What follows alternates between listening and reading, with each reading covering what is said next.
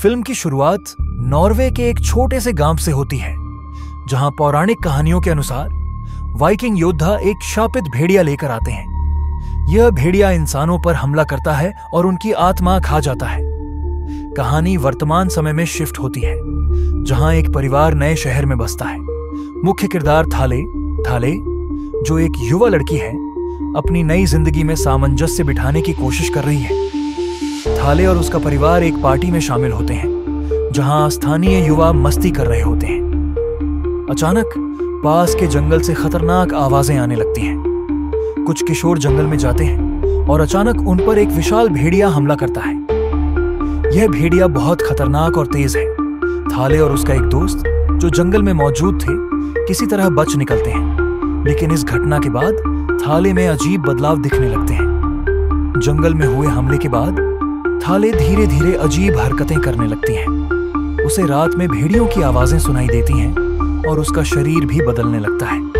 उसकी आंखें लाल हो जाती हैं और उसमें अजीब ताकत आ जाती है।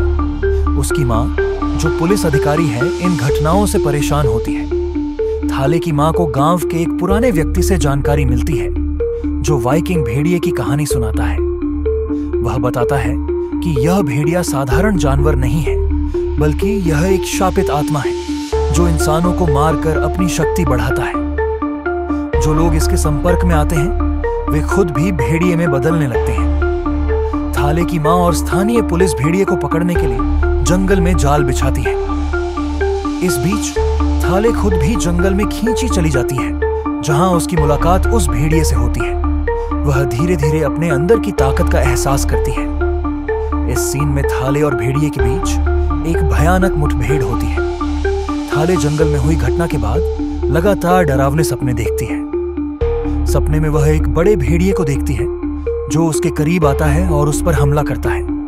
वह चौंक कर उठती है, लेकिन इस बार उसके हाथों पर पंजे के निशान दिखते हैं। उसे शक होता है कि वह खुद भी किसी शाप का शिकार हो रही है। थाले को आईने में देखते हुए दिखाया गया है। उसकी आंखें हल्की लाल चमकने लगती हैं। वह स्कूल जाती है, लेकिन उसके दोस्त उसे अजीब निगाहों से देखते हैं, क्योंकि वह बदली हुई लग रही है। थाले की माँ लिव, जो एक पुलिस अधिकारी है, जंगल में हुए हमले की जांच शुरू करती है। उसे पता चलता है कि भेड़िए ने पहले भी कई बार हमला किया है, लेकिन इसे रोकने में कोई सफल नहीं हुआ। इस बीच लिव को एक वन्य जीव विशेषज्ञ की मदद लेनी पड़ती है। लिव और विशेषज्ञ जंगल में भेड़िए के पंजों के बड़े निशान देखते हैं। विशेषज्ञ बताते हैं कि यह कोई साधारण भेड़िया नहीं है, बल्कि यह शापित भेड़िया हो सकता है। थाले अपने अंदर कुछ असाधारण शक्तियों को महसूस करती है। वह तेज दौड़ सकती है, उसकी सूंघने की शक्ति बढ़ जाती है और वह गुस्से में किसी पर भी हमला करने लगती है। इस बात से उसका परिवार और दोस्त चिंतित हो जाते हैं। थाले अपने हाथ में अपने नाखूनों को लंबा और नुकीला होते हुए देखती है। स्कूल में एक लड़ाई के दौरान वह अचानक एक लड़के को जमीन पर गिरा देती है। सभी डर जाते हैं। भेड़िया एक बार फिर शहर पर हमला करता है। इस बार वह एक लोकल बस को निशाना बनाता है। पुलिस और विशेषज्ञ भेड़िए को पकड़ने के लिए योजना बनाते हैं। भेड़िया अंधेरे में बस के करीब आता है। उसका बड़ा और डरावना साया दिखता है। लिव अपनी टीम के साथ पहुंचती है, लेकिन भेड़िया एक बार फिर बच निकलता है। लिव और विशेषज्ञ भेड़िए के इतिहास की गहराई में जाते हैं। उन्हें पता चलता है कि यह भेड़िया वाइकिंग कॉल का है। वाइकिंग योद्धा इस भेड़िए को युद्ध में अपनी शक्ति के लिए इस्तेमाल करते थे, लेकिन यह भेड़िया इंसानों को भी भेड़िए में बदलने की शक्ति रखता था। पुराने वाइकिंग चित्रों में भेड़िए की तस्वीरें दिखती हैं। विशेषज्ञ बताते हैं कि इसे रोकने के लिए भेड़िए को मारना होगा, लेकिन यह इतना आसान नहीं होगा। थाले धीरे धीरे भेड़िए में बदलने लगती है। उसे अकेले जंगल में जाने की इच्छा होती है। उसकी माँ यह देखती है और उसे रोकने की कोशिश करती है।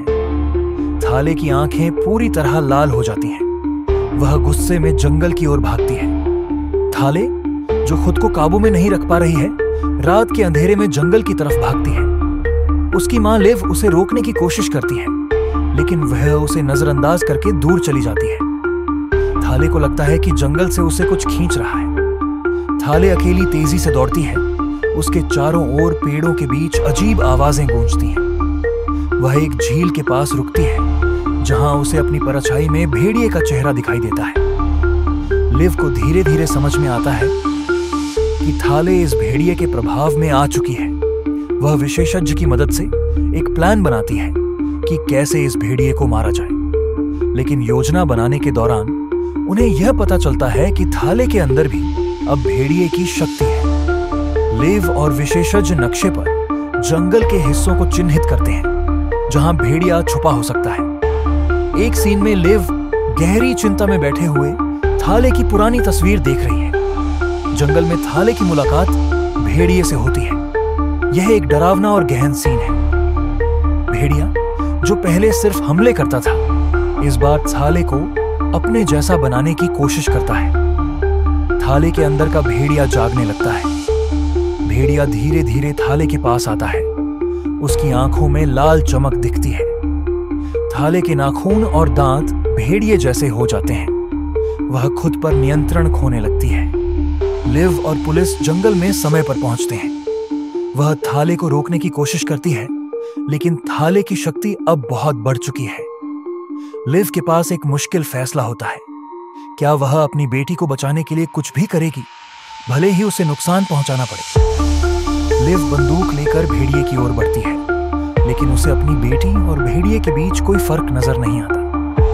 थाले और लिव के बीच एक इमोशनल सीन है जहां लिव उसे काबू में लाने की कोशिश करती है। फिल्म का क्लाइमैक्स वहीं जंगल में होता है जहां लिव, भेड़िए और थाले के बीच एक खतरनाक मुठभेड़ होती है। लिव को समझ में आता है कि भेड़िए को मारने के लिए उसे अपनी बेटी की बलि देनी पड़ सकती है। भेड़िया लिव पर हमला करता है, लेकिन थाले बीच में आकर अपनी मां को बचाती है। भेड़िए और थाले के बीच एक भयंकर लड़ाई होती है। लिव के पास केवल एक मौका है।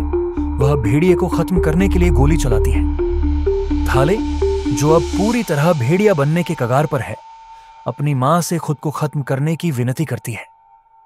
लिव के लिए यह सबसे कठिन फैसला होता है। लिव अपनी बेटी को गले लगाती है और उसकी मदद करने का वादा करती है।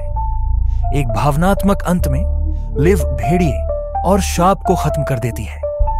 फिल्म का अंत भावनात्मक है, जहां लिव अपनी बेटी को बचाने में असफल रहती है, लेकिन वह भेड़िए के आतंक को हमेशा के लिए खत्म कर देती है।